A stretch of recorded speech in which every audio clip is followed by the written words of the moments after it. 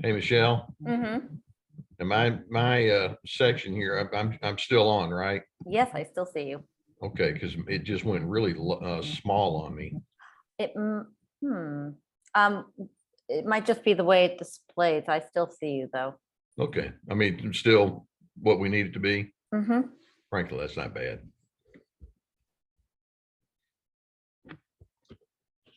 Hey, I understand that some of you are going to be jumping on right now. I can't see you, I can't hear you, but I know you're there. We currently have 52 people with us, Dr. C. Oh, okay, so you're already there. Well, just know I'm with you in spirit. This isn't quite the same as when we do a live feed on our YouTube channel. This is obviously with Zoom, it's a different kind of a format, so just bear with us on that. But we're good. And I'm going to be taking cues from Michelle when we can get going right at the top of the hour. Oops, what did I just do?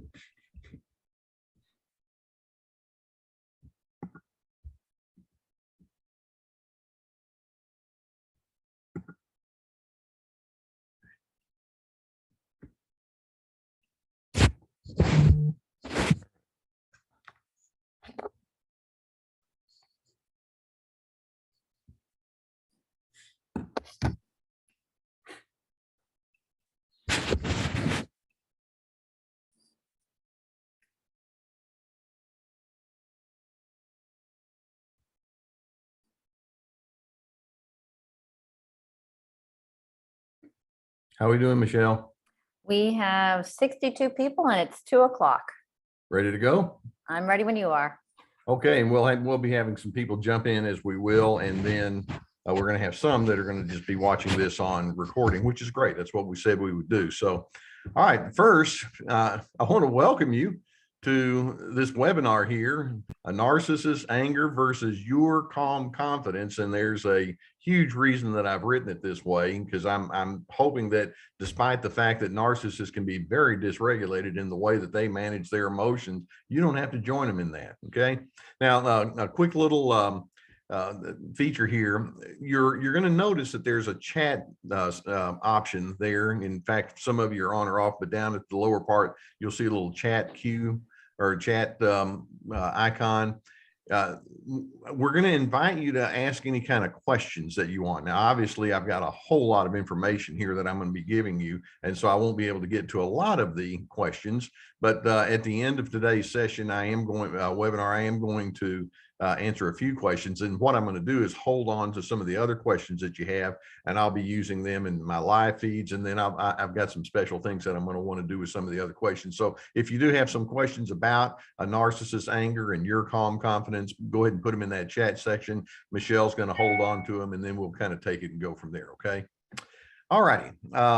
First, I want to let you know that I'm very aware that you all are here with me today because you've been wronged. Okay.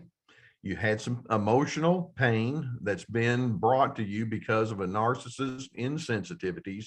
And these are individuals who have dysregulated anger, and they don't seem to really care that it's dysregulated. They don't really seem to care that it's having any kind of negative impact on you. The only thing they care about is their own personal agenda. And then to make matters worse, not only did these individuals have their own broken ways of managing anger, but I know that there have been times when you've been pulled into the counterflow with them. And before you know it, it's like, yeah, and now I'm mismanaging my anger too, and I don't like what it does to me. And we're going to see if we can adjust that as well. Narcissists have a very high need for control, and you know that. Listen to their tone of voice. The tone of voice can come through in a very forceful kind of way, in a very overbearing style. They're very selfish, and with all the other ingredients that go into narcissism, they're primed for having unruly anger. Anger is kind of the end of the road emotion, but what we're going to be seeing here today is we're going to see that anger is the end of the road, but there are so many other ingredients that are feeding into this. So I'm wanting to make sure that you are operating with an awakened mind. It's not going to be just step one, step two, step three, although we will have some of that. but I'm wanting you to make sure that you have a full mindset about what you're dealing with inside that narcissist, and then we're going to go inside you. And I hope that you can see that I think like a therapist. It's because I are one, and I want to make sure that we have good awareness of what we're dealing with, so that that awareness can then become part of your worldview, your part of thinking, and a part of your planning, so that then what comes out in those step 1, 2, 3 has a sense of purpose to it. Okay. So, Michelle, without any further ado, let's go to that first slide that we have here. So Dr. C, I hate to interrupt for one moment, but I'm seeing comments from people. So apparently chat is disabled. So if you are on our webinar and want to share a question, put it in the Q&A, which if you, like Dr. C said, if you go to the bottom, you'll see Q&A, type it in there and I'll record it for the end of the webinar. Okay. All right. I hope that works. And Michelle, feel free to interrupt. There we go. Feel free to interrupt if we need to adjust on that too. Okay. Now, the first thing I want to talk about, now you've heard me in all of my videos and other kind of discussions that we've had, articles that I have, that there are some core ingredients that we want to be aware of regarding a narcissist. And I'm going to want to talk with you about that relative to their engagement style with you. Now, the first thing that I want to zero in on, how to spot a narcissist. I want us to be aware that you can't afford to be fooled by a narcissist's pleasant behavior in the good times. In fact, it's interesting, in the actual statistics and diagnostic manual in my profession, one of the ingredients that's there about narcissism is that they are able to create a false positive impression for a while. I operate on the assumption that when you and I are getting along pretty nicely, we agree on things, and I'm getting my way, and we're singing tra la la. It's easy to be pleasant, but don't assume that that is the sum total of the narcissist character. Notice that second bullet point that we have. Character, the narcissist character, and ultimately yours, is going to be revealed in moments of duress or in conflict. And so, and of course, the emotion that's most closely associated with duress and conflict is anger. So you're actually going to be able to determine a person's emotional maturity and their real inner self by watching how they handle conflict. And I'm hoping you can take that thought and apply it both to the narcissist and to yourself. What are they like? What's going on in their mind during conflict? And then specifically, what are you like when we have conflict, and what does that tell us about you? Okay. Now, a narcissist's beginning point of reference, whenever they're engaging with you, especially in their moments of conflict, is the attitude of entitlement. Let's keep in mind that narcissists, they start with the notion that says, well, in this world, and with all of the good and smart thinking, there's me. That's enough. They honestly think that they're the gold standard. They honestly think that what they say goes. And that being the case, then in their mind, you owe it to me to just go along with me. And they honestly believe that if they pronounce something, if they have a preference, if they have a desire, then there needs to be no particular question. And if you do have a question, then that's a problem with you. And then here comes all the coercion and all the rest. But their beginning point of reference is entitlement. And so it's important for you to recognize that, so that when they come at you, they'll try to make you to be the problem, when in fact it's like, no, I know there's something dysfunctional pushing that along, and that entitlement is right there leading the way. And then you'll notice in that next bullet point we have the narcissists carry an extra measure of emotional neediness. Narcissists look toward you for narcissistic supply. Now, what do we mean by that? And basically, the narcissist is thinking, well, there's ways for me to feel good about who I am. There are ways for me to feel good about my life in general. And as long as you do things to make me feel good about who I am, then that's great. And so when you come along and say, well, yeah, you're right, and I'll go along with whatever you say, or If you tell me what to do, then I'll just do it. Then to them, that tells them, you see, I'm a somebody. And so they're looking toward you in a needy attitude. And again, there's one of the easiest ways to determine how needy they are is watch the intensity of their emotion during moments of disagreement. For example, if I say, I'd really like to have affirmation. Okay, everybody likes to have affirmation. And then let's suppose that someone speaks to me in a way that is not affirming. Well, if I have enough strength on the inside, it's like, well, that's not my favorite response you just gave me, but I'll figure it out what's going on here and I can maintain a sense of decency. But in a narcissist, they're with a narcissist, they're looking for that narcissistic supply for you. So let's suppose they're engaging with you and you're in a disagreement and they want some affirmation and then they're not getting it in the way that they want. It's like, but I have to have it. I've got to have you tell me that I'm a somebody. Come on. And so you can see that sets them up for that agitation, that sets them up for the irritability. That's part of the foundation for their anger. Now, in addition, we're going to say that as narcissists engage with you, they're not bringing a mindset or an attitude of trust toward you. They don't trust you because they simply don't trust. So again, let's go back and say that you're in some form of conflict or there's something that didn't go wrong. A healthy person will say, well, let's see if we can figure this out. I want to hear from you. I want to know that you have some thoughts on your end. And so let's see if we can build some lines and some connections of trust toward one another. That's what healthy people want to do. Whereas a narcissist is like, I don't think that way. I don't trust people and I don't want to trust people. I just want to have control. And so rather than them trying to build bridges, they speak as in a top down kind of a mindset. It's like, if I can just get you to do what I say, meet my agenda, then you and I are going to get along just fine. Now, let's go on to the next slide there, and we'll see a few more things. When narcissists are coming toward you, particularly in the midst of some of that conflict and strain and agitation, there's a hidden insecurity that they bring with them. Narcissists want you to think that they're very confident. They want you to think that they're highly superior and that they're, well, kind of a real somebody. Okay. But they hide their insecurities through that need to be superior. But it's just that it's hidden. It's a phony facade.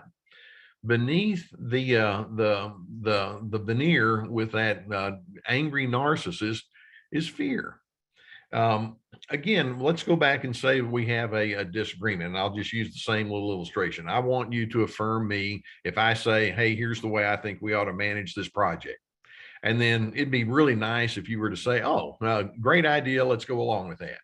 But then if you say, well, I hear what you're saying, but I have a different opinion or I have a different way of wanting to do things, I'm not afraid of that. That doesn't blow me away. It doesn't make me feel rejected. Narcissists, though, when you come at them and say, well, I have a different perspective, it's like, why are you doing this to me? Why are you making my life so miserable? And so they have this fear response, and that fear response, by the way, is demonstrated through their quick and easy defensiveness. The easiest way that you can tell that somebody is insecure and fearful is just watch how easily and commonly they will go into the defensive kind of posturing. And so they feel like they have to rationalize and justify who they are to you. And so they will start with all sorts of pushy kind of notions they cannot receive and do the flow of the give and take in relationships. Now, in addition, another primary ingredient that narcissists bring with them when there's conflict or tension is they have self-absorption. That self-absorption that's central to narcissism inhibits, and when I say inhibit, it inhibits greatly the willingness or the ability to show any kind of empathy. Again, when we have differences and difficulties, healthy relationships will say, Well, I know that I have my thoughts, I have my preferences, but I know that you have yours too. So just as I want to feel understood, I want you to know that I'm willing to understand you. What's your backstory, or why do you say the things that you say? And so you can have a sense of calmness and decency, and in taking that more collaborative, harmonizing approach toward communication, then you can have a much more positive outcome in the way that you engage with other individuals. Narcissists bring that self-absorption. It's like, hey, look, like I said just a few minutes ago, there's me, and that's enough. And so their inability to tune into you just completely squashes the empathy factor.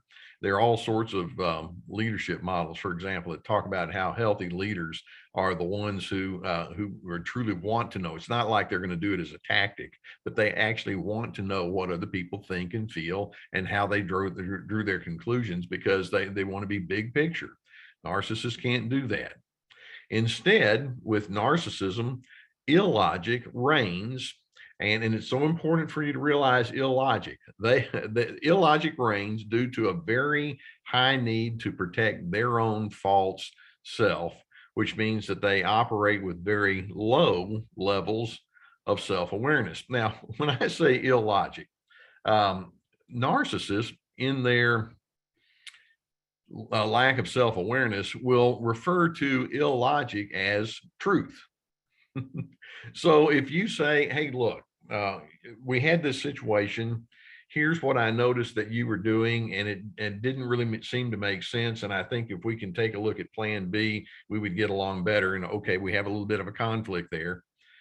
The narcissist is, in their self-absorption, thinks, well, if I declare something, then it's true. And they have illogic in the sense that they don't want to hear something that may take them off of their preferences or biases. And so they can't just sit down and say, well, let's break this down. What does make sense? What does not make sense? And again, I mentioned this false self with narcissists. I'm sorry, I got something in my eye here. With narcissists, they're trying to present themselves as somebody who's a lot better than what they are, because they must be in that superior position.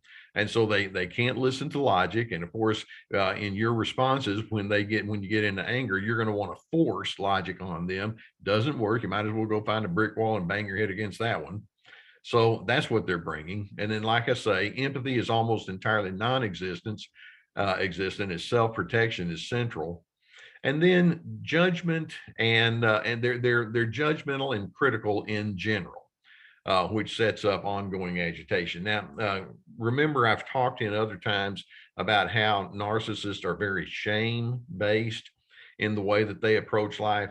That judgmental and critical nature is part of that. A long time ago, narcissists began to realize this is a very judgmental world, and people are going to criticize me, and there's a grading system out there, and I have to be very attuned to it. And so if you don't measure up to the judgment system, then you're going to be shamed. So what they've done is they've decided, well, I'll beat the system, and if I can be the one that pronounces judgment, then I win. And so they bring a judgmental and a critical spirit, because they've not really dealt with that whole question of shame and the objectivity that would need to go along with it. So when I have these two slides that go into the how to spot a narcissist, what I'm trying to do by starting with this is that I want you to realize, before you ever show up, that narcissist already has all of this emotional duress and garbage and illogic and turmoil churning on the inside. They're going to be predisposed toward whatever kinds of emotional unhealthiness is going to come. They're going to be predisposed toward that, whether it's you that's in front of them or not. And that's so important for you to realize, because they're going to more or less try to make you think, I wouldn't have any of these emotions if you would just act right. And the answer is, oh, yes, you would. You've got all this stuff on the inside of you. Before the conflict and before differences and strains ever show up, you are predisposed, Mr. or Mrs. Narcissist. And it's important for you to recognize that there's something bigger going on than just what's going on there in the moment. How many times have you been pulled in because of the in the moment considerations and you didn't pull back and say, hey, wait a minute, there's something bigger here. What's that all about? Okay, let's go to the next slide. Got the next one. Oh yeah, there it is. You already went to the next slide. Here, I was one that was sitting back waiting. Okay, there are certain assumptions that narcissists will maintain as they're engaging with you. Okay, so not only do they have all that internal unfinished business, but they bring a certain kind of mindset as they engage with you. For example, with narcissists are notorious for double standards. So they make the assumption that it's reasonable for me to be angry, but your anger is intolerable. So, and that's part of that arrogance, that's part of that superiority and grossly shallow sense of illogic and lack of reasoning. They honestly think, well, if I was angry, it's because I had a right to. You're an idiot. If you're angry, well, that means that you're assuming that I'm the idiot because that's how I think. And so my anger is reasonable, but anger for you is intolerable. You're not allowed to have that emotion. And so they see themselves truly as the only right or correct person in the room, which is why the anger with a narcissist just keeps coming back over and over and over. But I'm right. But I'm correct. And you may be saying, well, you may think you're right, but I have this angle to consider, or I have these feelings or this preference. Can we just work with it? And they're just stuck thinking, look, it's reasonable for me to be mad at you because I'm right. And they just keep going back over and over and over to that. And so in their minds, this is another assumption that they'll maintain. Their needs, their interpretations and desires are valid. And when you do not concur, it means you're a menace. It doesn't mean, oh, you have a different frame of reference. I think we'd be wise to take a look at that. They can't think that way. Your needs, your interpretations, your desires are deemed selfish. And you'll notice that I put on there, and that's classic projection. When they see you being different, they'll interpret you as that, when in fact, no, you heard it said that in so many ways, projection is a way that narcissists will make their own personal confession. So when they see it in you, they're actually confessing what's going on the inside of themselves. Let's take a look at the next slide, and we'll see some more of the assumptions that narcissists will bring to you. Narcissists, when you're in conflict with them, they think that it's your job to tune into their preferences and prop up the narrative of their unique status. Again, have you heard narcissists say something like, look, I've already told you. In other words, you're not playing your role correctly. You're supposed to prop me up. Come on. They're unable to be steady without your compliance. And that's a very major insight for you to be aware of. This goes back to that whole notion I mentioned just a few moments ago about narcissistic supply. This is a subconscious thing because they don't like to think of themselves as insecure at all. But when I say they're unable to be steady without your compliance, quietly, it's like, I don't know what to do to find steadiness if you don't give it to me. Can you see that? It's their way of saying, I feel inept. But of course, they'll never say that. So what they'll say is, you have to conform to me. You have to prop me up. And I'm hoping you can see that there's that hurt little boy, that incompetent little girl that's on the inside. And that's what's really going on, because again, they're going to want to turn around and make their anger all about you and try to force you into their agenda, when in fact, there's that turmoil that they're projecting onto you. In their mind, your lack of conformity means that you have to be taught a lesson. And there are so many times when a narcissist, if you don't go along with them down to the letter, it's like, okay, so this is the way it's going to be, huh? So you think that you're going to be your own unique person? You're not allowed to do that around here. You're supposed to filter your thoughts and decisions and priorities through me. Didn't you get that memo? And if you don't, I'm going to make your life miserable. I'm going to make you pay. And that's that haughtiness. That's that you owe me. That's that entitlement, the lack of empathy that's all wrapped up in that. And then even when their anger is clearly inappropriate, somehow it's still your fault. I've had, I can't even tell you how many episodes where um, people have thrown things or have had these wild raging cursing sessions with somebody, or they've been grossly exaggerated in their feelings of contempt, and clearly their anger, no matter how correct they may think they are, is way out of bounds. But somehow they'll say, well, the only reason that my anger went to that extreme is because you didn't do it right. Not, I'd try to correct people in my counseling office when I was doing that in my practice there. And they would say, no, you don't understand. They were just completely wrong. And they fail to take responsibility for themselves because they have the assumption that people out in front of them exist to give them stability. So all of this to say that there's much for you to remind yourself of when that anger, when that narcissist comes at you with all of this anger, and their neck veins are bulging, and they're gripping their fists, and they're raising their voice, or they're holding themselves in the contempt over you. There's so much going on behind the scenes in that person's mind. That is a troubled person.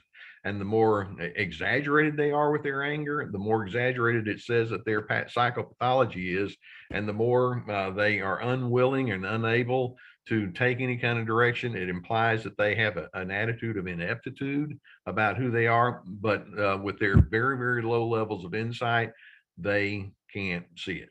Okay. Now, having said all that, let's expand our thoughts here. I'm using the word anger, and I want us to see, and let's go to the next slide.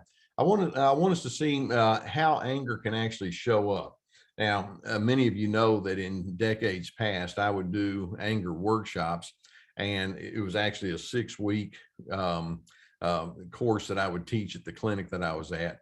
And I would have all these different handouts, and just in the very first session, I would have all these different ways that anger can be displayed. And by the end of that first session, actually, we would count up about 75 or 80 different ways that anger can be manifested. So when we say a person is angry, we're saying, well, that includes a whole lot. One of my favorite things that I like to correct people on, I guess you can say it that way. Sometimes people say, well, I don't get angry, I just feel frustrated. Well, frustration is a form of anger, and there's a whole lot of forms of anger. So let's take a look at that. Now, when a person gets angry, now, obviously, we can look here and we can say that these things that I'm mentioning here are very common within the narcissist, but you might have them too. There are different kind of categories. First, we have the loud and abrasive. This is the openly aggressive anger. A person can be very prone toward rage. They can go into shouting episodes. They're very pushy.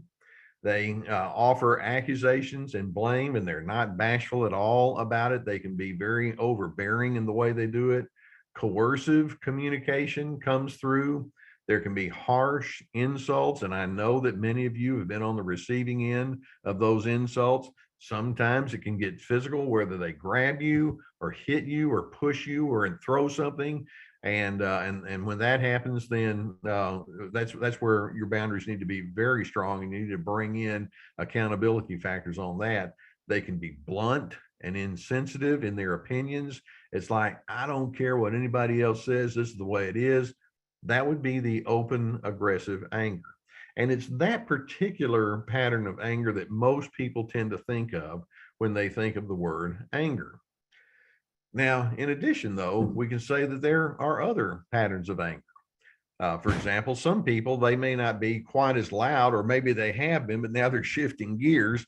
And so they can just be the kind of people that are easily annoyed. How many times have you been in the presence of somebody and you know that you haven't said it yet, but you're likely to say something that's going to cause them to have this agitated and irritability, this annoyed kind of reaction? I've known people that'll say, well, with such and such person, whether it's at work or social or family, I'm just one statement away from that annoyance for coming on out, because it will.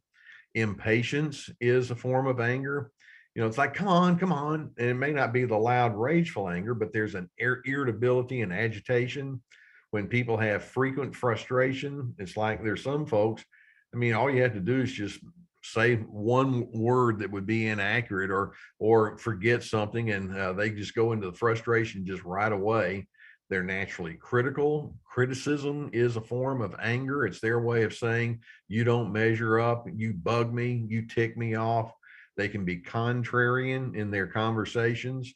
Not that long ago, I was having a conversation with somebody, and I was talking about meeting a certain person that I had known, and this individual just started saying, "Oh yeah, isn't that the person that had this problem or did this wrong?"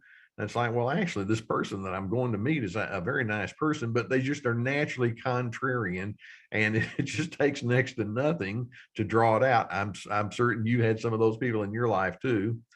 With anger, there can be lots of telling, and you'll notice that I use that word very deliberately, telling, as opposed to discussing or sharing or having an ebb and flow in your communications. Like, no, I'm just going to tell you what to do. When somebody goes into that, you can guess that they're just that close to their anger. And then a lot of unsolicited advice. Have you ever thought of that as being anger? For example, here I have a kind of a purplish shirt, and somebody might say, well, I think you should have worn something that's more, more blue than that. Well, A, this is what I decided to wear. B, I didn't ask your advice. But by giving advice that I didn't ask, it's their way of saying, you're wrong again. You keep disappointing me. You keep making all these blunders. You need me to tell you what to do. So I'm going to fulfill my end of that equation. Unsolicited advice is a very small but subtle way of saying you're bugging me right now. Okay, let's take a look at the next slide here. Sometimes when narcissists will go into anger, they'll get caught up in what we refer to as passive aggressive anger. Now, what I mentioned on the last page was more the aggressive. Aggressive anger means that you're standing for what you believe in, but you're doing it in such a way that it's going to be very problematic for the other person. You're standing in your anger, but at the other person's expense. Now, sometimes people can be more passive in the way that they have that aggressive message. Now, keep in mind, it's still aggressive. They're wanting to put their anger out there, and they're wanting to let it be known, you're somebody that I have low regard for. I don't care about you. You bother me.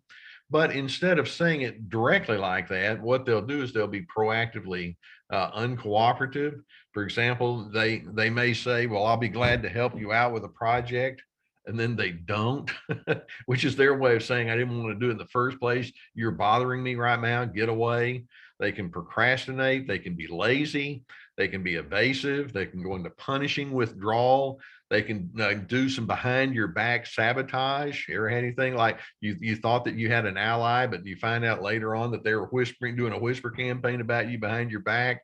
They'll say to you in front of you whatever's expedient, and then behind your back, they'll just do whatever they want to do. And I refer to the passive aggressive person as wishing to have control with the least amount of vulnerability. They don't want to let their real anger be known. So they'll act out their frustration and annoyance in this proactive lack of cooperation, is the way I call it. And then, in addition, when you have these kinds of anger that I'm mentioning, you can see that there's this, I'm just going to call it the contemptuous form of anger, where they're very prone toward holding grudges. They can treat you with an attitude of disdain. They may not say anything, but there can be this, oh, it's you kind of an attitude. They can reject you with little provocation. All you have to do is say hello, and it's like, get out of here. I don't need to listen to you. They can ridicule and mock you. They can show chronic disrespect to you, hold on to resentments. And what that tells us is these people just have what I call free floating anger. It's just there. It just shows up left and right, and it takes next to nothing to bring it out. Now, let's continue looking behind the scenes here. And again, this is all going to be so necessary for you as you try to figure out what your reaction is going to be to all of this. And let's ask that huge question: what's really going on here? What's at issue? when a narcissist goes into their anger. Now, I've mentioned to you that that they have so many different ways that they can display it, and you, the listener, you can plug in the episodes or the scenarios that draw it out. When the anger shows up like it does, what's going on? Well, this very first thing that I mentioned, the more pervasive the anger, the more profound is the narcissist lack in trust in oneself. Now, I mentioned a little earlier that narcissists don't trust you, which is why they don't feel any particular need to engage with you in any kind of constructive dialogue, because their thinking is, well, if I get any information from you, it's probably going to be wrong anyway. You're just nothing but a nut job. But really, that arises from a lack of trust in oneself.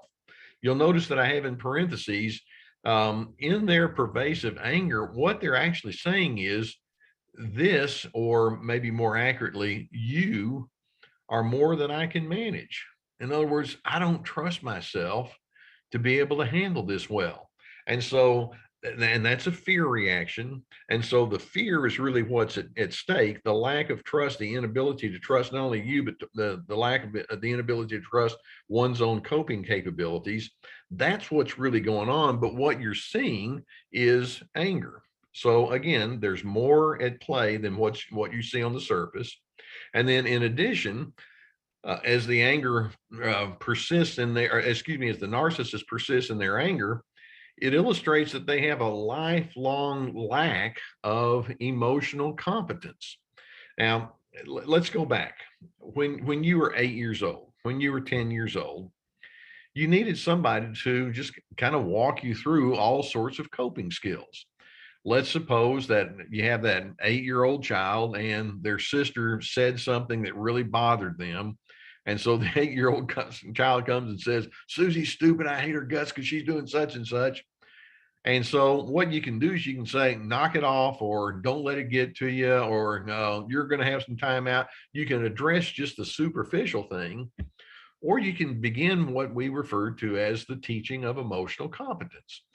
To that 8-year-old, you can say, okay, I can tell that what Susie did really bothered you. You're making that very clear. Exactly what were you hoping for that would be different? And then as you filter that out, it's like, when something like that doesn't happen the way you want, what options do you have at a time like this?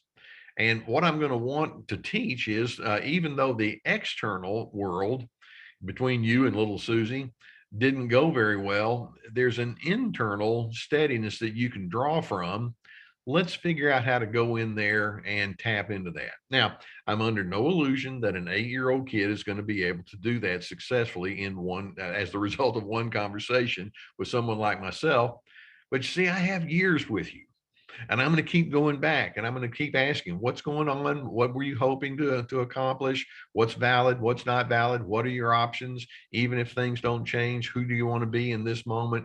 And the older that child gets, and the more they are able to, particularly during the teen years, go into abstract thinking, then we can develop some patterns on the inside. Narcissists had none of that. And in fact, many of you who are not narcissistically inclined, you'll say, well, I didn't have a whole lot of it either. If it makes you feel better, I didn't have a whole lot myself. But that's something that can be trained in a person, and you can find your sense of competence. And even if you didn't have it in your earlier developmental years, if you're 38 years old or 52 or whatever your age is, you can still learn to have your own internal emotional competence. The narcissist didn't have emotional competence, and they don't particularly care to start doing it today. It just never was learned. And then you'll notice that what's really at issue when the narcissist gets angry, that third bullet point we have, narcissists are quite codependent, and they want to draw you into their emotional dysregulation. Because they don't have emotional competence, because they don't have that internal strength, they're over there looking at you. If you'll act right, if you'll say the right things, then I'll feel better, which means that they're in a reactive mode against you. That's what classic dependency is all about. And then when we talk about codependency, we're talking about they actually set up a system where co means with or together, where they're playing off of you, you're playing off of them. Neither one of you is being very emotionally healthy at the time, and you both roll down into the ditch. That's what's going on with the anger. The anger is what you see, but the codependency is the unresolved issue on the inside that's actually driving it. And the codependency is because of the emotional competence, and the emotional competence is because they don't have any kind of trust in themselves. Okay, do you see? There's, like I say, there's so much behind the scenes. And then let's take a look at our next slide. We'll notice that along with this codependence, they'll continue to try to put themselves in a superior position, but their need to be superior over you, which is through their judgments and their mocking and their harshness and their undermining of whatever ideas you have, is in direct proportion to their own hidden feelings of inferiority. Why would I need to put you down to elevate myself? And the answer is because I don't have anything to draw upon. And then in addition to that, we can see that healthy individuals appreciate the concept of relationship equality. I have my feelings and needs, but you do too. So why don't we engage with each other in such a way that I can share my thoughts, you can share your thoughts. They don't think in terms of equality. It's I win, which means you lose. And that makes me feel better about myself, which is a pretty lousy way to build your self-esteem. Shame and judgment, as I mentioned a few minutes ago, have been drilled into that narcissist psyche. Putting shame onto you diverts them from facing it within themselves.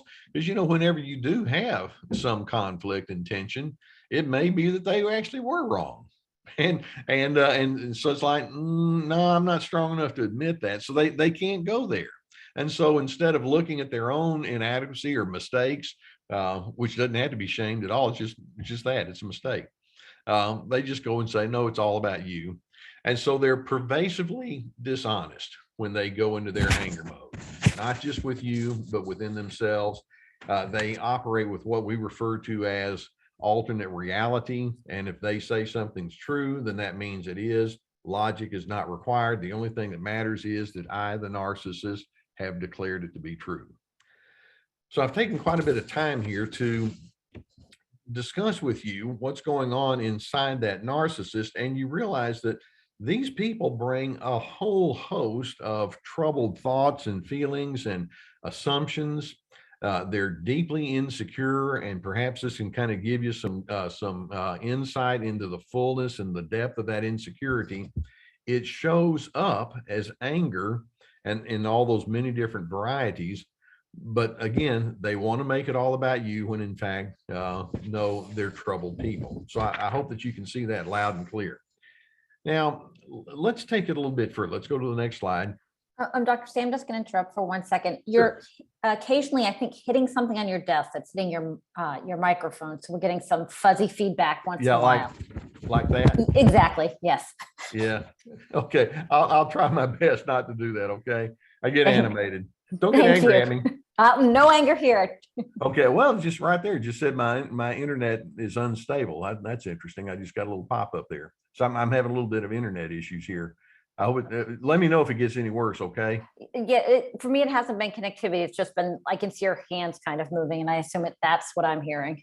Okay. Sounds good. Thank you. Hang in there. Don't get angry. Stay cool. All right. Now, having said all that I've been saying, you've got some challenges, and here's where we're going to go into your side of the equation. The biggest challenge that you have when the narcissist brings all of this emotional, unresolved garbage that they're carrying on the inside is you'll need to stay independently minded. In other words, there's this huge question for you to ask, and that is, who sets your pace? Okay. Who's the one that establishes the kind of person you're going to be? Does the narcissist set your pace?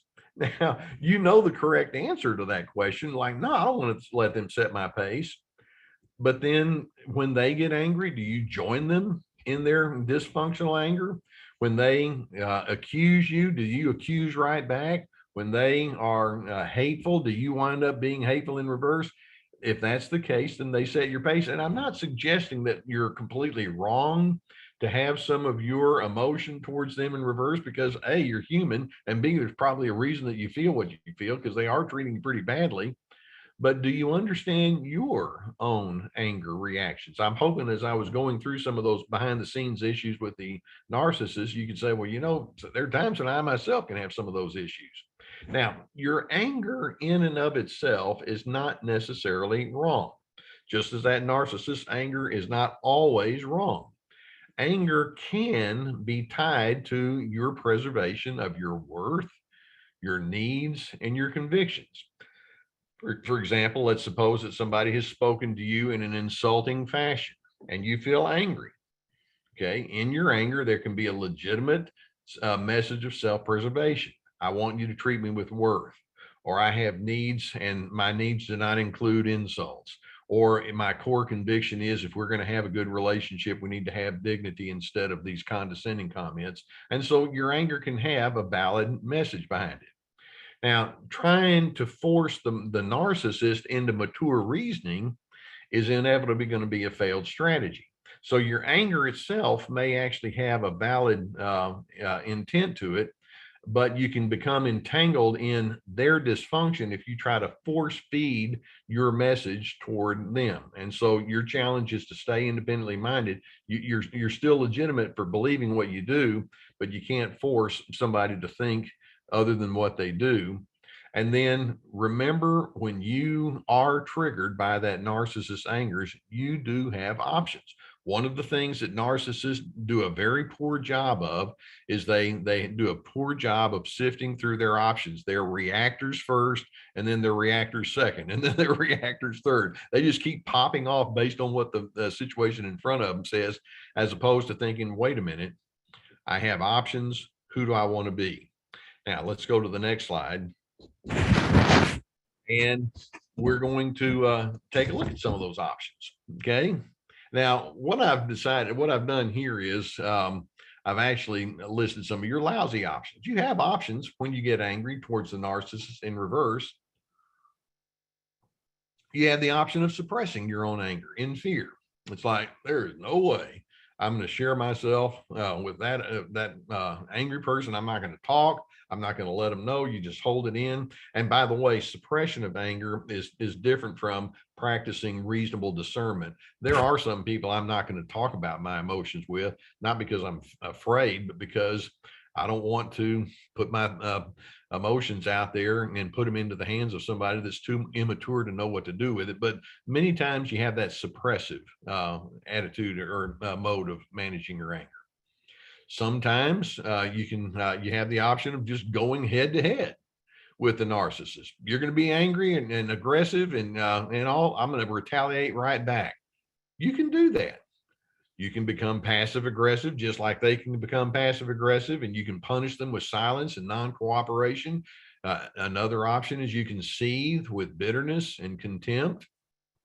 That's an option. All of them are options. Now, notice that phrase I have down at the bottom of the page.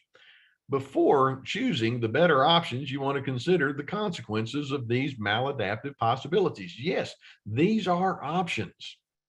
But then it may be when you just see it in black and white right here on the printed page right in front of you, you think, well, yeah, Carter, I see that those are options, but whew, those options don't look too good, do they? And the answer is no, they really don't. Let's take a look at the next page. There are some responses, there are some options that you can choose that will actually please the narcissist. And what I mean by that, it will play right into their hands. Okay. So let's see, despite protests to the contrary, they really like it when you become agitated, when you're unsteady. So you might have chosen your own irritability and they can say, I can't believe you're treating this way, or I can't believe you're saying things as rudely as possible. But inside they're thinking, oh, this pleases me so much because now I have so many more bullets that I can shoot against you. Look at how you're making my life miserable. Oh, I love to play the victim role. So that will please them. Or when you go into counter control mode, in other words, they're being very demanding and you become very demanding. They're being stubborn and you become very stubborn. They're thinking, okay, game on. They love that one too, because they like to play it, because to them, relationships are competitions. They're not sharing at the heart level. They just want to win. They feel accurate when you protest against their shame messages. So if they say something like, you have got to be one of the stupidest people I've ever met, and if you say, you can't say that about me, then they're going to come back and say, no, actually, I do believe that. Okay. They double down on it. And so it allows them to have that much more of an attitude of superiority over you. You're playing the game and they're good at it. Your attempts to justify and rationalize are just interpreted by them as an invitation to double down on their insults. It may be that you did do something that might have been inappropriate or untimely, and they'll say, hey, I didn't like it when you did such and such. And then you go way too heavy into the rationalization mode, or maybe they have accused you falsely. And in doing so, you feel like you have to explain yourself way too much. All they're going to do is say, well, now that you mention it, I think it's even worse than what we said in the first place. So it just makes it go worse and worse. They desperately want you to blow. They desperately want you to insult them, not because they enjoy being insulted, but they want to play the victim card. It's like when you say, I hate it when you do this to me. I can't stand it. And you're just this so-and-so, and you just lose it with them. It's like forevermore, they're going to remind you, remember that time when you just let it all out, and how I wish your friends could see how you really are, because you're an awful, awful human being. And so it may be that you'll give them that response, and they're thinking, oh, this is so wonderful. And then if you cry, or if you become anxious because of whatever interactions you're having with them, then they're going to like that, in the sense that it's like, well, I guess I really got to you. That means I'm powerful. Good. So let's keep in mind that you do have options. You have some good options, you have some bad options, and the bad options are basically when you mimic them and you go toe to toe in their style. Let's take a look at this word assertiveness, okay? And I want you to think about that. When you think of that word assertiveness, what comes to mind? Now, way back in the day, I want to say maybe in the 1980s or so, assertiveness was kind of the buzzword in psychology for a while, kind of like codependency was, and narcissism kind of is today. Sometimes people would say, when you're assertive, you just go ahead and say whatever you feel like saying. If the other folks don't like it, just say it anyway. Well, that's not assertive, that's aggressive. When we're talking about assertiveness, we're talking about, notice my definition here. Assertiveness means you stand up clearly, either in word or deed. Sometimes it's one or both. You stand up for your worth, your valid needs, and your basic convictions, like I mentioned a few minutes ago, while also maintaining a manner of decency and civility. The aggressive person is, they're going to stand up for their worth, their needs, their convictions, but in a way that puts you in a lowered position. So the assertive person says, I want to stand firmly for who I am, but I also want to keep my decorum. I want to keep my sense of decency about me. And that's hard, but it's possible. In assertiveness, you indicate that with or without the narcissist's approval, you believe in yourself, and that's something that needs no justification. In other words, you don't have to just keep pushing it until that other person finally says, okay, okay, okay. You don't have to do that. If the narcissist responds poorly, it doesn't mean that your assertiveness didn't work. There are times when I'll have people, taking an aside, I would talk with individuals about needing to be more assertive. Maybe they'll say something like, there's a member in my family and that person is always overbearing. And anytime I say something, they want to change my plans, or they want to tell me how inaccurate I am. And so we'll say, well, what does assertiveness mean? Well, I need to stand up for myself and I need to follow through. So then the next week they'd come to my counseling office and they would say, well, doc, I tried that assertive stuff and it didn't work. And I would ask what they mean. And what they would say is, well, the person was still being an idiot. They were still being selfish and rude, so it didn't work. For assertiveness to work, it doesn't mean that the narcissist has to agree with you. Assertiveness means I stood up for myself. Notice that very beginning statement. Assertiveness means you stand up clearly, whether in word or deed, for your worth, your needs, and your convictions.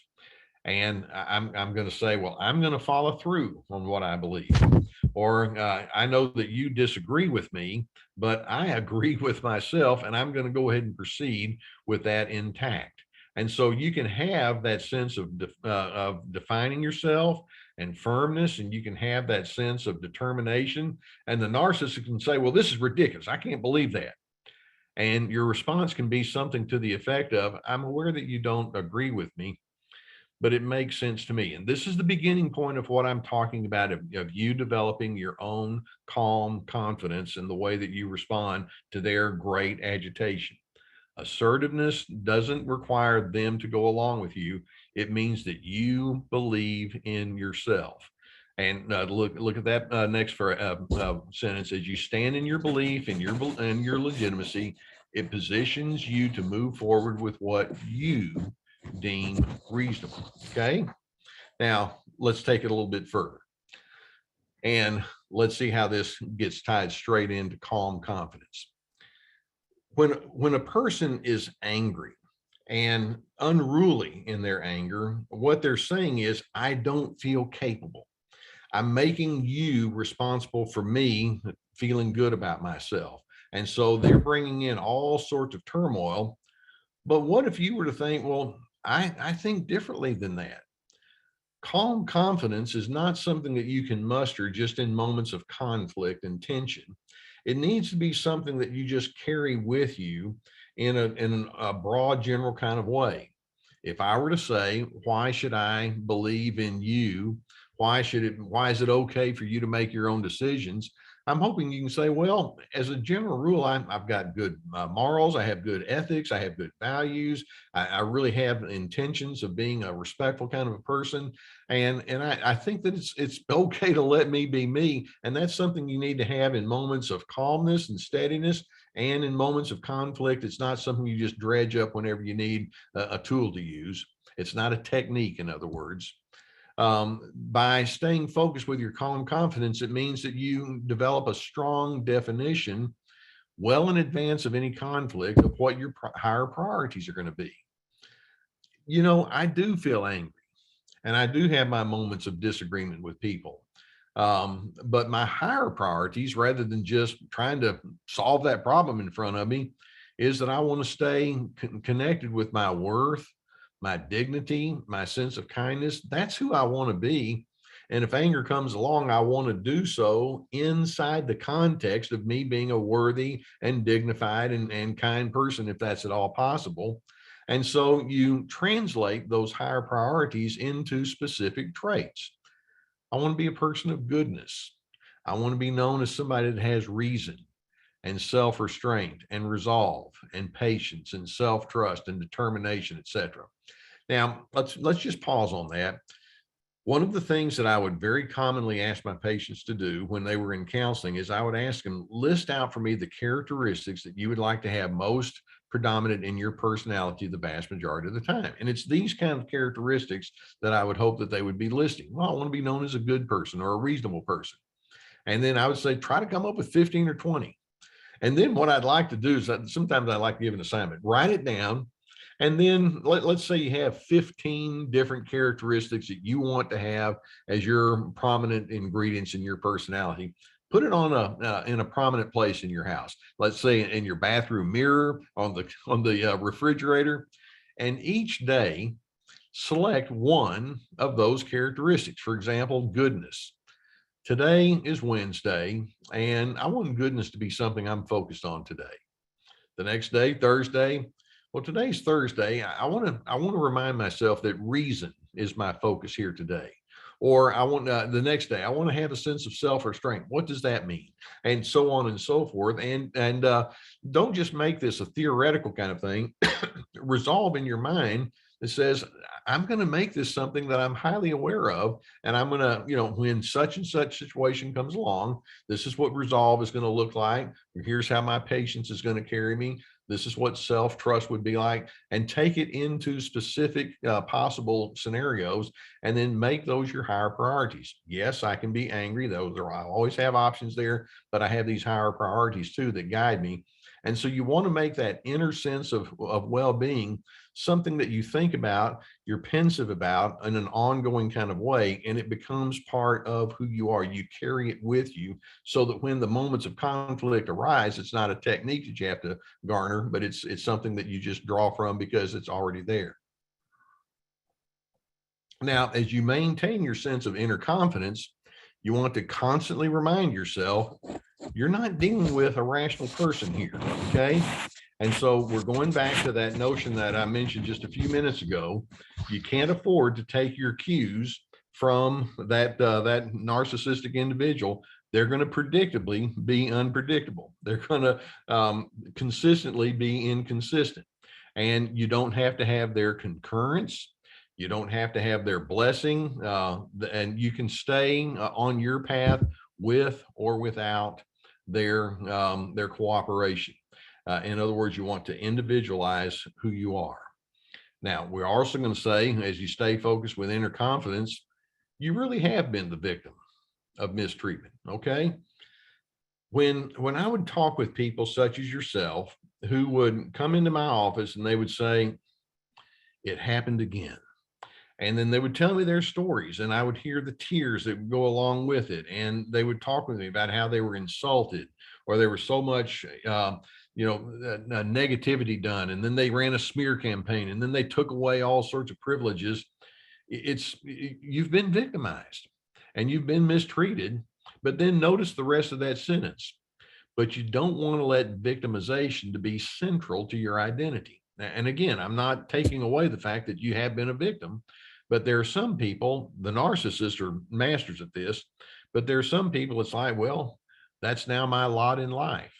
I've had this situation that I never wanted, and here I am because of that narcissist who was filled with hate, and I have to live with the consequences. And you've certainly been victimized because of that.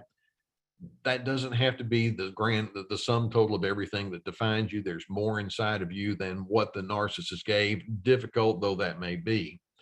And then we also have to keep in mind, it's not going to be your job to get the narcissist to see the light. And so what I'm doing here is I'm hoping that you can have this mind of reason, this mind of thoughtfulness, this mind of planning. Remember, I mentioned emotional competence. I know what a healthy person looks like, and I'm going to be healthy, not just when everything is going well. I'm going to be healthy even when things are not going well. And even when I don't get the treatment that I wish, or even if I have really rotten results that I have to live with because of that narcissist, I'm going to stay fixed within my sense of decency. I cannot let that narcissistic person dictate who I'm going to be. Okay. Now let's take a look at something that may not be exactly what you want, but here we go. Inconvenient facts to consider. When a narcissist comes at you with anger and they just won't let go of it, it's a fact. The narcissist thinks you're stupid. And then to make it worse, they think you're becoming even more stupid every day. How many times have you been around that narcissistic person and they just, you already know without you even saying a word, they think, oh, it's you, the village idiot. And that you know that they hold you in disregard. That's how they think. They need to think that way. Keep in mind, they need someone that they deem to be inferior so they can be superior. And you're the designated fool as far as they're concerned. You and I know you're not one, but that's what they think. Okay, there it is. Harmony with a narcissist is not likely, meaning that the relationship will have to be very basic and functional only, if you even have to stay in a relationship with them at all. And so rather than thinking we've got to get along with each other, harmonizing with a narcissist is not very high on the likelihood scale. Narcissists have virtually no conception of love, but that's their burden. Moreover, they don't really see it, that they have no conception of love, and they really don't care. One of the things that I have mentioned is that you can define narcissism by the absence of love. they don't love, and they don't even care. They think they know everything. Some of them hold themselves as, the moral gold standard, but in their mind, that only means I'm right and you're wrong, but it doesn't have anything to do with love. The moral gold standard is I'm going to love you, and if you don't give me a good reason, I just love. It's who I am. Narcissists can't think that way. Another inconvenient fact to consider is narcissists in their anger are programmed to disrespect you. It's a way of, again, elevating themselves at your expense. Your mistakes, and you will make some mistakes, will be held against you. And over time, they will become greatly exaggerated in the narcissist's mind. I remember one woman whose kid referred to another kid friend. Well, my mom got really mad and yelled at my dad. And so this woman, the adult friend, came back to her and said, "What's the deal about you yelling at your husband all the time?" Well, what it was she had found out that there was evidence of an extramarital affair, and she said something to the effect of, "How could you?" And she didn't say it very gently. She was really angry. Oh, okay. And I'm not even going to say that was a mistake. A narcissist, when you've done something like that, they'll come back and say, "Well, if you think I make mistakes, look at you. You yell all the time." That's the way they operate. And so it's inconvenient to think, "Well, wait a minute, I had a reason for that." Well, they'll hold it against you, and then they'll exaggerate it, and it'll be twisted. And then that next one, you're going to be invalidated many times over. You will never be accepted by that narcissist as you are. Narcissists are rejecting because they need the power that affords them. It's who they are. It's what they do. They will misrepresent you to others. Now, you can see there that every single one of those things that I mentioned implies that you've got all the more reasons to be angry, don't you? And they're going to keep giving you reasons to be angry. So let's continue on here. Let's take a look at the next slide here. Okay. Yeah, here we go. Can you go backwards with one, Michelle? Okay. Oh, yeah, there we go. Let's take a look at the next one then. Sorry about that. Okay. There are going to be certain facts about you that the narcissist simply cannot appreciate.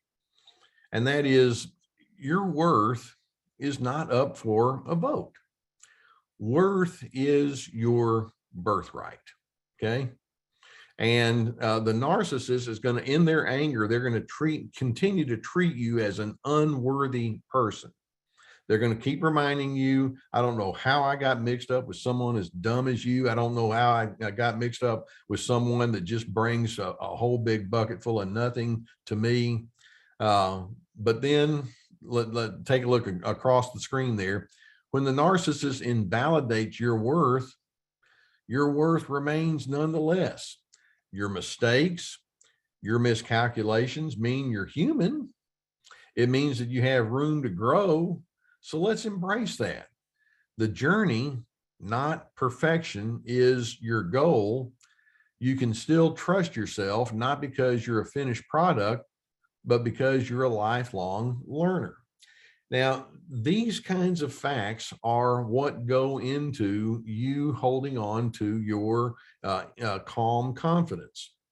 When the narcissist says all of these negative things and they persist with all of this garbage that I mentioned in the first portion of my discussion with you, they keep bringing all of those dysfunctional characteristics rather than you thinking, "I can't believe this." What I'm saying is, well, why don't we go ahead and believe it? Okay. And there's something that I've said on other occasions, and it bears repeating. There are times when I just build in a certain dim or pessimistic view about people. I know you're not supposed to do that in this day and age of, positive thinking and all of that, but there's some people that just messed up. And you may have heard me say before, I think that about 20% of our population really does think fully about, healthy ways of living, what you're trying to do here in this webinar. About 20% say, I really like learning about who I am and I want to improve. And they honestly mean it. narcissists may say it, but they don't mean it. They don't follow through. I mean, it's about 80%. That doesn't mean the rest of the 80% are all narcissists, but a lot of folks just don't think. And here you are, you're somebody that says, well, I want to be the kind of person that thinks carefully and I have a full understanding, despite the fact that others may not join you. And especially that narcissist may not join you or appreciate these facts about you. I'm hoping you can think, well, but I appreciate that about me. Let's take a look at the next slide here. Yeah, there it is. That's the one I was looking for. There's a humility that you can hold on to. You'll notice that when we talk about narcissism, we're talking about the narcissist represents raw egotism. And that's something you can let go of. The bottom line is the world doesn't revolve around me. The world doesn't revolve around you. There are a lot of folks out there that couldn't care less about who you are. And you know what? It's nice to be, held in positive regard. But in humility, it's like, well, my strength comes from the fact that I know that I have decency. I know that in my little small sphere of influence, I'm trying to bring a sense of well-being to the equation. And if a narcissist is not really able to match pitch with me on that, that's where they are. And I suppose that's to their loss. But the bottom line is I'm okay with me, and I don't have to have that narcissist pronounce it upon me. And when you have that humble mindset, that's your strength. Your estimation of yourself doesn't rise or fall at the behest of the narcissist. It's just something is on the inside of you. You're no one's inferior, and you refuse to be pulled into their game of one-upmanship. And keep in mind, that's what they're doing the vast majority of the time that they have their anger. They're wanting to be the one-up, and they want to squash you and make you feel awful. It's like, I know that's your game. But you see, I just don't feel the need to play that, and I won't. You can appreciate the fact that you have decent life skills.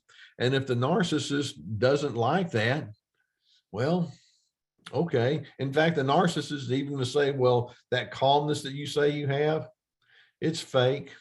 So let's keep in mind that there are all sorts of opportunities that are going to come your way where that narcissist is going to be blaming, they're going to be condescending, they're going to be rude, and you can do the how could you, but I'm hoping you can think, well, wait a minute, I know how they could. It's built into their character. They're going to do this whether it's me or someone else, and I'm not going to allow myself to make me the issue when they come at me with all of their unresolved childish issues. No, thank you. And I know where my worth comes from. I have an internal sense of well-being. I have decency. I have dignity that's mine. Nobody can take it away from me. I'm no one's inferior. That's what I stand for. Now, let's go to this next slide, because this one is going to be a big one. One truth that a narcissist will never appreciate, and I put this in all caps: you are a free person. A narcissist isn't going to appreciate that, but it doesn't take away the truth that you are a free person. And you'll notice you belong inside no one's fence.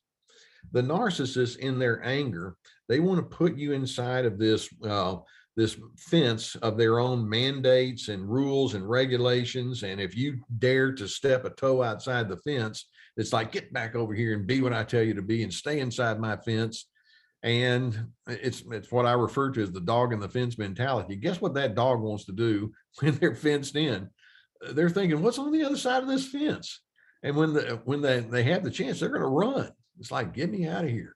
That's what happens with you and a narcissist. When they try to take away your freedom as if it's theirs to give and take. It's not. You're a free person. You don't belong inside of anyone's fence. The best way for you to find control is for you to just get out of the control game. I don't feel the need to control the narcissist. And if the narcissist wants to try to control me, I recognize that straight up as being inaccurate. I recognize that straight up as being unnecessary. Let's go to the next phrase or the next slide. You see, there are various truths that I'm going to hold on to being a free person. I have no need to convince. I have no need to plead my case. And so when the narcissist says, well, I don't like the way you handle this with the kids, or I don't think you need to be doing this financially, or I don't think that you need to talk to these people over here.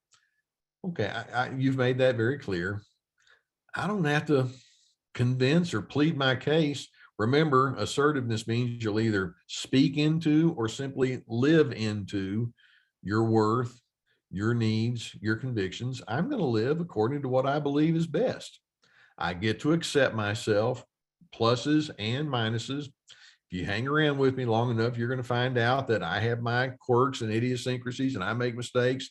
I also have some really good characteristics, and I accept myself as part of that larger package or that larger bundle. I'm going to choose dignity, respect, and civility. That's what we stand for here on Team Healthy.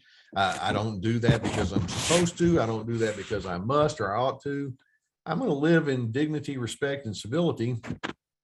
It just makes sense. And then when the narcissist indicates that I don't meet the standard, capitalized their standard, my response is, it's not my goal to meet your standard. I know that baffles you, but oh well. In other words, it's my goal to live in a healthy way. And I do what makes sense to me. That now, for some folks, that's selfish. I'm just going to do whatever I want to do. But in this calm confidence that we're talking about, when we say, I do what makes sense to me, what we're saying is that's sufficient, because you see, I am sufficient. And so I'm hoping that you can learn to live in this assertive, calm, firm style. And when the narcissist keeps coming at you with all of this behind the scenes garbage that's part of their psyche, that it won't catch you off guard. We've talked about so much of what's going on, excuse me, behind the scenes there, and it's just always going to be there. Sorry about that. If you weren't on the scene, if somebody else were in your place, they'd still be doing the exact same thing. But I'm hoping instead you can focus on your own individualization that says, well, I get to establish who I'm going to be. I like that. I don't think that's a very high risk proposition. And if the narcissist thinks that that's a high risk proposition, I'll always listen to a perspective. But I'm also going to consider the source. They have their own self-serving, selfish agenda that they're trying to force. And I don't think I'm going to go along with that. So I hope that this gives you some good food for thought. There's a whole lot of information that I've given you here. And part of what we do with these webinars is you've got the entire PowerPoint here. You have the spoken presentation. You get to go back and look through all of this information as many times as you want, because it's yours. In fact, if you have somebody that you'd like to share this with so that you can talk it over with them, go right ahead. I think that's a great idea. Because the more, excuse me, I got a little dryness in my throat now. I think it will help bring this to fullness to you. Now, there's some questions that I want you to ponder here. So we have a few of those right before we wrap here. You want to put those up there, Michelle? Okay. Now, after we wrap here for today, I want you to go back through the information that I've given you here. And you might want to just write down your responses to these. And it's good for you to write these down, because I'm hoping that it's your way of taking it one step further and thinking this through. I want you to ask the question, in what ways are your emotions triggered when you've received the negative messages associated with that narcissistic person's anger? In other words, if they call you names, or if they bring up mistakes from the past, or if they call into question certain things that you know that you're expert on, or some things like how you manage your family and things like that, what triggers you? Because it's going to be very important for you to be specific as opposed to theoretical. And then that next question, as you focus on being a person of calm confidence, what will be your greatest challenges? So in other words, I mentioned that in calm confidence, for example, you can say, well, I'm going to go ahead and hold on to my dignity. And I'm going to be a person that stays steady, or I'm going to be a person that shows respect, even when they're triggering me. And that's going to be a challenge. And so it's going to be necessary for you to be honest with yourself, recognizing that's not the easiest thing in the world to do. We have some more questions there. Michelle, let's go to the next one. And then think of a narcissistic person that you know who struggles with anger. What does that person hope to accomplish when he or she communicates their agitation toward you? I want you to be thinking about who you are and what triggers you. But then I also want you to remember, when that narcissistic person, maybe the person you live with or work with, someone in your extended family, when they come at me with their anger, what are they up to? What are they trying to accomplish? And what unfinished psychological tension does that person seem to carry beneath that anger? And then let's go to that next one. How are you going to maintain resolve and firmness, knowing the narcissist cannot and will not appreciate your perspectives? Now, one of the things that I say is I'm not going to defend myself to someone who's not going to hear me anyway. I don't feel like I have to justify myself over and over. That's me answering this question. I will stand firm about who I am, and I'll say, this is how I think, this is who I am. And if they say, well, I think you're an idiot, or let me remind you of the 4 reasons why you can't say that. And it's like, well, nonetheless, that's who I am. It's what I call the nonetheless approach. And I don't have anything else to say. If they're going to just keep trying to draw me into the conversation, no thanks, I'm not going to do that. And what are your primary higher priorities that will guide you as you move beyond the tensions that are created by the narcissist? So I'm hoping that these questions and then more can kind of cause you to think about who you are. Let's keep in mind that anger management and calm confidence are not just things that just show up magically. You really have to think it through. And so by us going through this and you going back through the material over and over, it can be your way of rehearsing in your mind who you're going to be. You can be a person that's truly psychologically healthy. And that narcissist, when you get healthy, there, like I say, there's certain things about you they don't like. They don't like it when you get healthy. But I like it when you get healthy. I hope you like it when you get healthy. And if they don't like it, that's on them. Okay, I get it. We're just going to let that be. Okay. So this gives you some a lot of things to think about. I've gone through this rather rapidly. And by the way, I do have a book called The Anger Trap, and it's a little bit different from what we have here, but it'll also give you some things to think about. And I also have some questions at the end of each chapter. So I talk to you about from time to time. If you want to look into my books, that would be one of them. Michelle, do we have some questions that have come in that we can take for the next few minutes? Absolutely. We have dozens of questions. So I'm sure. Let me get started. Do you believe that narcissists really mean all the horrible remarks that come out of their mouths when they rage? Say that again now. Sure. When narcissists make horrible remarks, do they really mean them? Great question. And my natural inclination to say, yeah. If they say, I am so sorry that I ever met someone like you. Now, they may come back later on and say, hey, look, yeah, I didn't mean that. Well, that came from somewhere. At least in that moment, they meant it. Now, sometimes they may actually say some things that over the long haul, they look back and think, well, actually, I was so dysregulated in the moment that I actually overstated my case. And I'm sure there are times when you or I have said some things like, I didn't say that correctly. But when they come on really, really strongly, or when you think, well, wait a minute, you've said those really awful things, and this isn't the first time you've said this, then that tells me that that thinking is on the inside. And so at the very best case, it's like, well, then we need to take a look at what that means, because if this is going to be a permanent way of thinking, then we have to figure out what that means to the future of our relationship. If it's not permanent, then what is it in this moment that prompted you to speak with such exaggeration? Let's talk about that. And if they're able to do that and do it in a reasonable way with a certain accountability, then maybe that will be something good. But typically when you have somebody that's highly narcissistic, it's in their moments of conflict that they reveal their true self. And if they come back with blame shifting, if you call them out on it, or if they come out with, yeah, but you made me say that, that's not a good sign. But at the very least, I'm going to say, well, it was in them in the moment. And so we need to look at that for what it's worth. If they say I didn't mean it, then let's talk about what you really do mean. Let's see how deep they go in their insights. And maybe I'll give a little bit of a mulligan on that. But that's something we need to examine very, very carefully. All right. Let's see. What is the narcissist's motivation when they apologize or say, I'm sorry? They say, I'm sorry, they apologize. Well, you see, we could ask, well, what is a healthy person attempting to do when they say, I'm sorry, or they apologize for something? Well, if I apologize, it means I see myself as being flawed.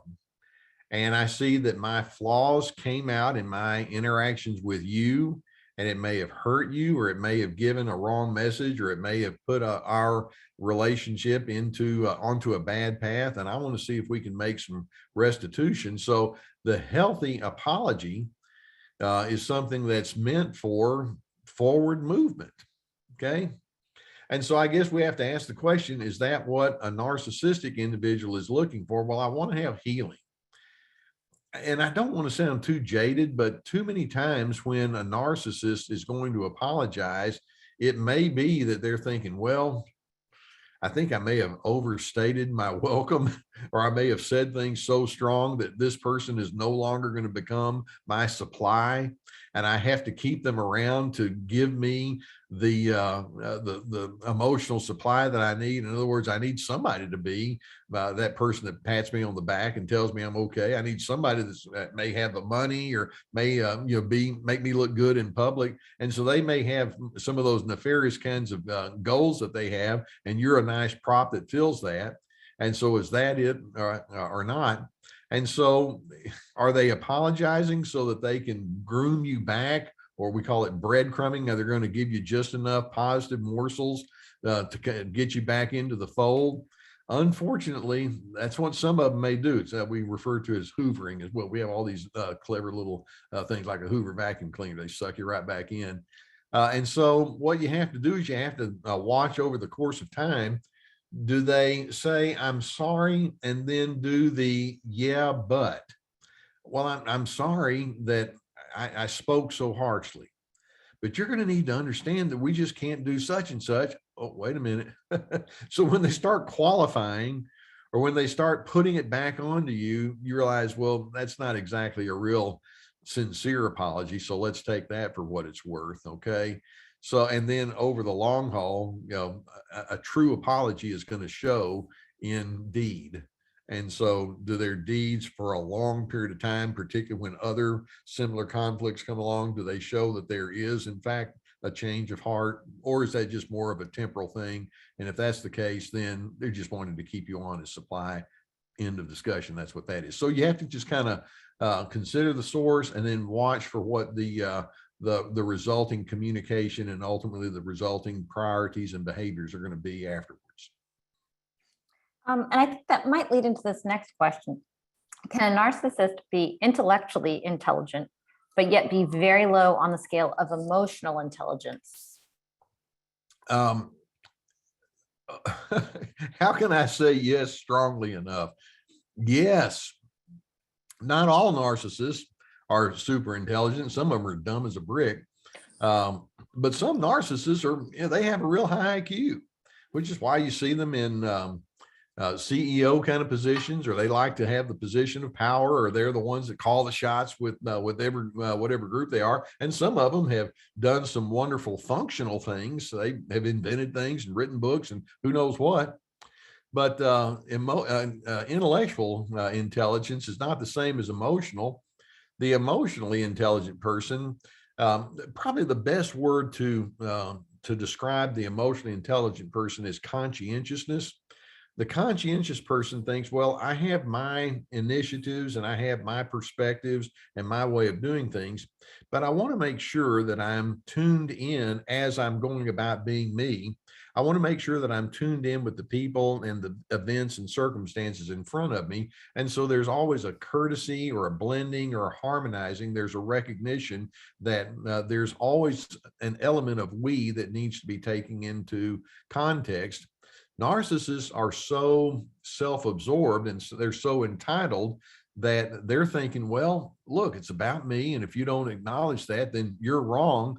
And so they can be highly intellectually intelligent, but if they don't have that conscientious community, we sense and how that goes about, then all they're going to do is they're going to take their intelligence and they're going to say, see, this proves how superior I am. Shut up and do what I tell you. So emotional intelligence goes along with conscientiousness. Actually, I'm drawing upon some research that shows that the number one ingredient that tells you if you have a healthy personality is conscientiousness. I'm going to chase a rabbit here. I don't know if you're familiar with the OCEAN acronym, OCEAN. Those are considered the 5 ingredients that we look at.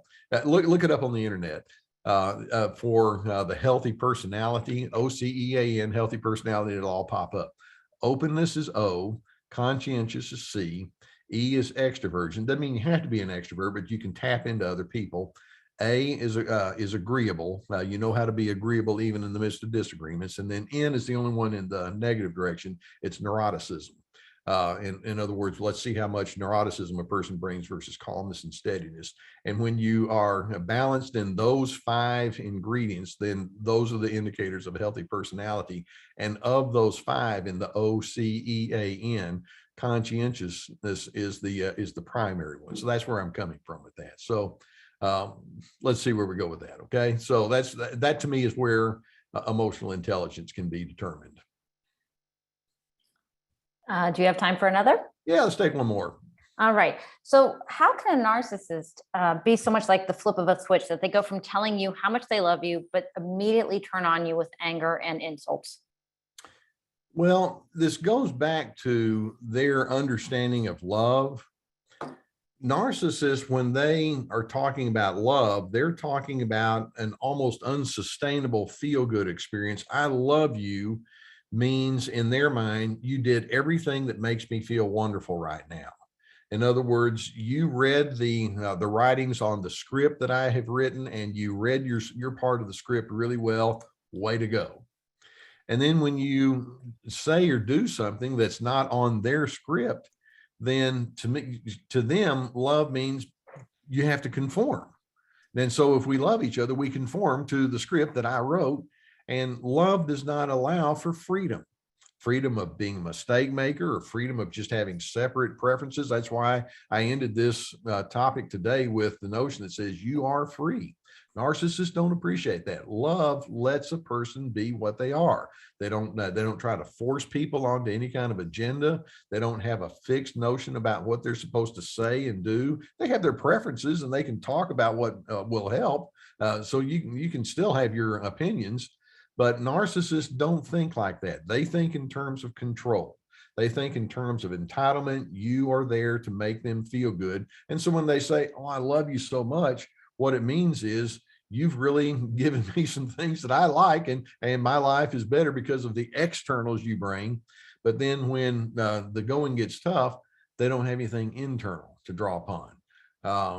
I love in a healthy way. I love just simply because it's inside me to love. I want to see the things that are right and good, and I want to bring a patience and a decency. And when you show yourself to be different or even not terribly lovable, I still want to figure out how we can have a connection, because you see, I know me well enough to know that I have my moments of irregularity. So I want there to be a grace and a decency that we draw upon.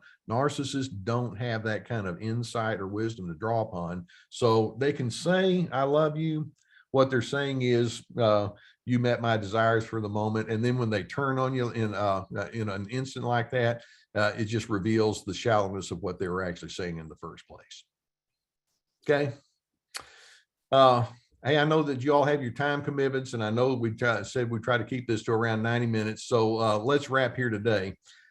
Michelle is going to hold on to your questions, and I'm going to be picking up on my live feeds. Most of you know that I have a live feed every Wednesday at 11 o'clock, and we have those under our video section. So you can watch those on tape as well. And then I'm going to be addressing them actually in some of my videos that I have. And so stick with us, because we're going to continue. And I'd listen to what you have to say. So thank you for leaving your questions, and they will be read, every single one of them.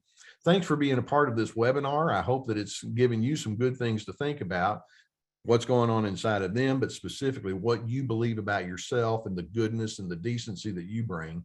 We're Team Healthy. We stand for dignity, respect, and civility. So I hope that you can go and live into that, especially when that other person in front of you says, I don't want to do that. I hope you can say in calm confidence, I think it's a good way to go. Sign me up for that. All right, guys, see you next time. Thanks for being with us.